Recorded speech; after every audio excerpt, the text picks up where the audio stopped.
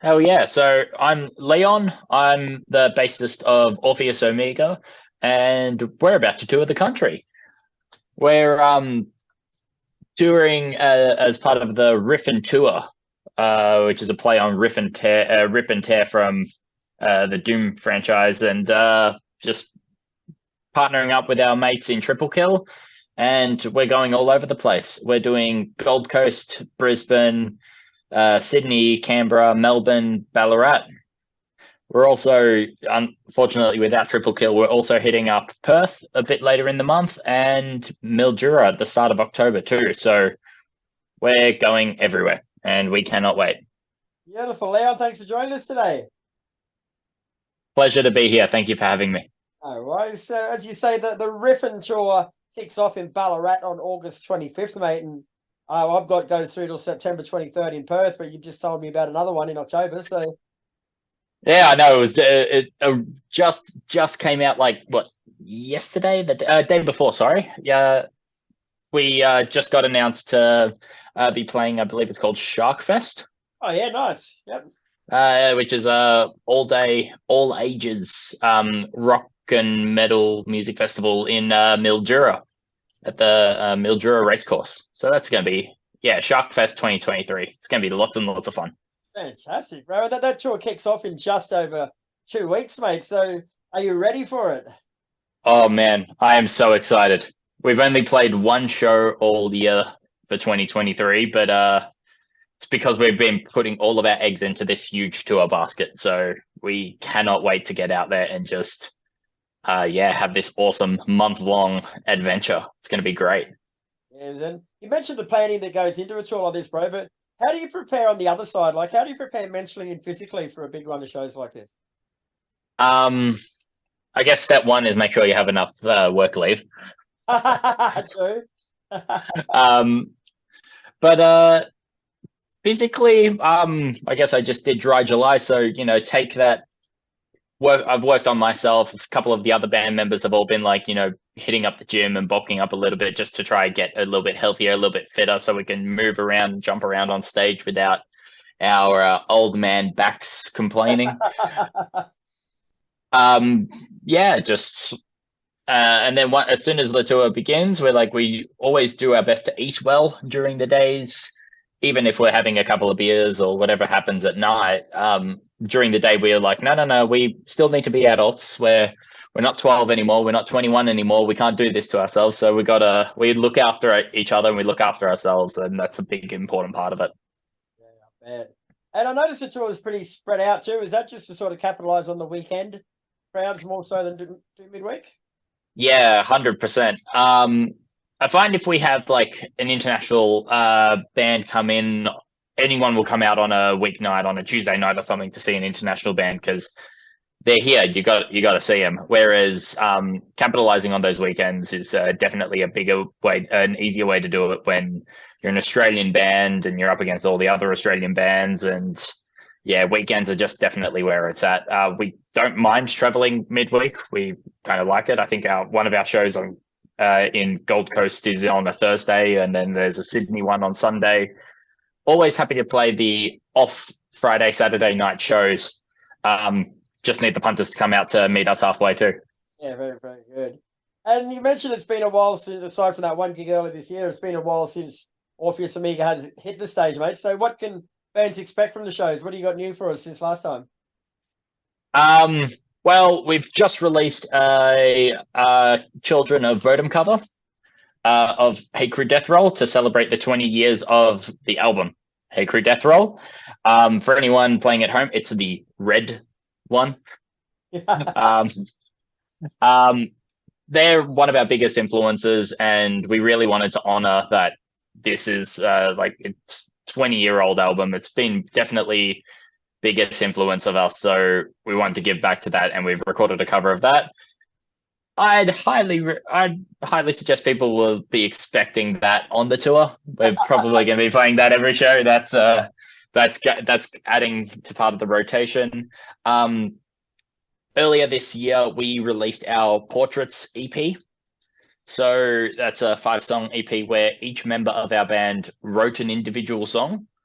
Some of the singles have been coming out since towards the end of last year, but a couple of them came out this year. So if you didn't catch that Melbourne show where we played earlier this year, you still have a half of Portraits EP that hasn't been played to you yet. So we'll be playing a lot off that. And for anyone who's attending either the Melbourne or the Canberra Quest Fest, we've also got a couple of extra little fun, wacky surprises because they're the fun dress up gigs. We have to play into that, don't we? Oh, of course you do, brother. And you mentioned the EP Portraits that came out. As you say, it was 5 songs on that, with each band member contributing 1 song each. So I want to run through those songs individually, mate, and tell us the meaning behind each. So we'll start with Within These Walls. Within These Walls, I guess, is about, breaking shackles, breaking out of them, being your own person, being free, that kind of symbolic metaphor of just, like getting out of one's shell and conquering one's domain. That one's written by Kris the Melko, our guitarist and singer. And he's like, I want to write a song that everybody can chant along to and can pump their fists and have a bit of a mosh and have a real big anthemic chorus. And yeah, and I reckon he nailed it. And that one features Andy Gillian of ex-Moors Prince of Emest, or just by knowing him as an excellent guitarist and orchestration writer in himself. So that song has like a lot of orchestration and all that real kind of nifty stuff that Andy just brought to the table and was absolutely phenomenal with. Second song's Edge of Forever, which is my song. I funnily enough have never properly written lyrics to a song before, but wrote this one around the time I was getting married. So it's kind of a love runaway song where like, oh my God, we're running out of here together. We're breaking free, blah, blah, blah, blah, like that kind of vibe. But I was told by Kris, our guitarist, around the time of writing it, I'm like, I don't know what I'm doing. He goes, write about anything in your life at the moment. Just don't talk about the specifics. Just write about the emotion. I'm like, cool. I'm really just liking my parents trying to take over this wedding a little bit here and there. And he's like, cool, write about that. So that's where my, I guess, inspiration of Edge of Forever, where, we're on the cliff and we're about to jump off together and go into this plunge and bye-bye, you can't control us anymore. That was that influence. We have Ode Dissimulate Destruct, which is the middle track written by our keyboardist, Olive Keswick Gallagher, or Kes. She wrote this song as it's a bit of a sad, bittersweet kind of song where talks about the internal struggles she was facing around the time of the transition or prior to the transition, where she was talking about, take these particular pills, it'll make your social life a lot better. This is loneliness. This is hard. This is difficult. So a bit of a deep dive into that kind of song, goes into a bit of her psyche at the time. But then the whole end of it kind of talks about this awesome like breakthrough and rebirth and everything also, which is really cool, really beautiful. So go Olive for that one. The Prophecy by Matt. I actually don't really, I apologize to Matt, our drummer. I don't really know what this song is about, other than I feel like it is just party energy in terms of a melodic song. It's a melodic death metal song through and through, both in the delivery, in the music, as well as in the I feel like a lot of the phrasing and the words. A lot of the words in it will just be very, I don't want to say typical is a bad thing, but just very like, all right, this is a melodeth chorus. These are the words you would hear in a melodeth song. This is the vibe. That's what's coming out of it. So unless Matt actually did have an actual motive behind that song, I'm very sorry, Matt. I apologize. And the final song, Luke's song, our other rhythm guitarist, and probably the newest band member to our band, wrote a song loosely inspired by the video game Outer Wilds. probably one of my favorite video games in the last couple of years, to be honest. Also, where you're an explorer and you're an archaeologist kind of person, and you're exploring a solar system and trying to find and uncover the answers to the universe, which is being very small and the world is infinitely big, and all of those kind of existential crises kind of come into question and come into play in this song. So it's really, really cool. And that song includes Bjorn Strid, Soilwork fame, and he absolutely kills it. He's incredible in this song. Probably my favorite song in the EP, apart from mine. Because as we say, that's a unique way to do something, bro. Like, are you going to continue doing sort of things like that in the future, or is it all going to be more collaborative in the future? I reckon it'll be a bit more collaborative in the future. Don't tell anyone. We have some stuff in our back pocket ready to go very shortly. But this one was kind of like hey, we've got Luke and we've got Leon, these new members in our band. Everyone now is a really cool and really competent and strong songwriter, and we want to release an EP to tide us over before whatever is coming up next. So we found this to be kind of like look at what we can pull out, look at what we can do, and we've turned it into this.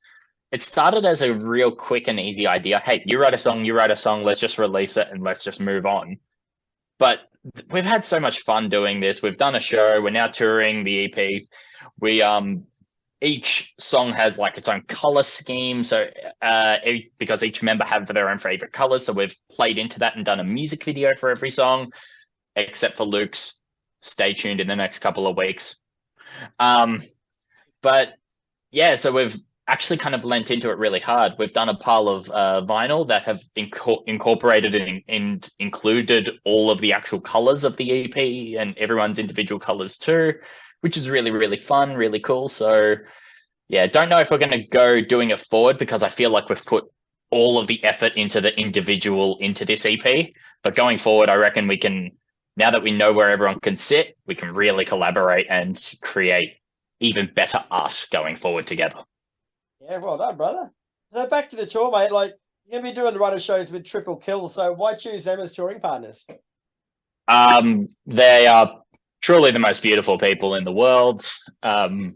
They're just incredible. They're very, very awesome, competent musicians that put on such an excellent, great, fun, rock, metal infused live show. Example, they played just on Saturday in Melbourne with supporting Night Flight Orchestra. Cool. And for anyone at home who don't know who Night Flight Orchestra is, they're Bjorn Strid's or Soilworks and side project where they wrote ABBA-inspired rock music and touring that around with just as much glam as you'd expect from the Swedes. Like truly a dance miracle to witness, and Triple Kill were on that level too. So if they're pulling out the stops to be on just as high of a playing field as, say, Night Flight Orchestra, then why wouldn't we want to tour with them? We've got the metal, like the heavier metal energy with the breakdowns. They've got the breakdowns and the heavier metal energy too, but we're both really about the smiles about it. Other metal bands out there at the moment will be like, here's how tough we are, here's our muscles, here's our tats, here's our show of force, here's our gutturals. We kind of put a spin on that and go, let's have some fun, let's have a dance. Here's a breakdown, sure, but high five your neighbor. Like let's smile about this a bit more. Yeah, so I feel like we complement each other really well, and we toured with them back in 2021 a little bit. We were meant to do an Oz tour, but it got cut down to just Victoria because restrictions. So ever since that mini tour, we're like, no, we have to do this properly. We'll put it down the road, but we have to do this properly. So we're finally able to do it properly again, and we honestly all just can't wait. Oh, but before I let you go, mate, we're starting 3 new Spotify playlists through Heavy. So using songs of your own, give us one for the playlist that should rev you up to party, one for the playlist that will save your marriage, maybe after the party, and one for the playlist that could potentially end your marriage. Oh, okay. The one for the party, I reckon should be Within These Walls. The first song off our Portraits EP. The one to save your marriage is the one I wrote about my marriage. Ta ta ta ta.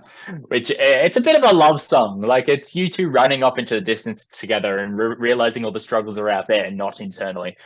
Called Edge of Forever. So I recommend that one. And the one to break up your marriage. Ooh. Let's go with Luke's song, Exist to Observe, just because as soon as you start hearing Bjorn sing, you're gonna want to break up with your partner immediately. and go find that beautiful bald Swedish man and bed him forever. That's what's gonna happen. You watch. Well, I might leave that till I buy myself to listen to that one then. Oh yeah, trust me, you're in for a treat. And as mentioned, we're in the final stages of working on a music video for this for that song too. So there's going to be a bit more, flair and funness to coming out on the socials with that one within the next couple of weeks. So keep your eyes peeled. Beautiful. Well, thanks very much for your time today, mate. The Riff N Tour kicks off on August 25th in Ballarat. Goes through Gold Coast, Brisbane, Canberra, Sydney, Melbourne, Perth, and then in the new one now in Mildura. In Mildura, yeah. I don't know if we're calling it part of the festival, but it's like a week or two later after Perth, and anyone in Mildura who's missing out will come see you too. So don't you worry. Brother, well, I'll try and make it to either the Brisbane or the Gold Coast show. We'll have a beer and take it, eh? Oh man, I can't wait. Thank you very much, my dude. All right, take it easy, brother. Have a good night. Go knock off now, bro. Catch you later. Yeah.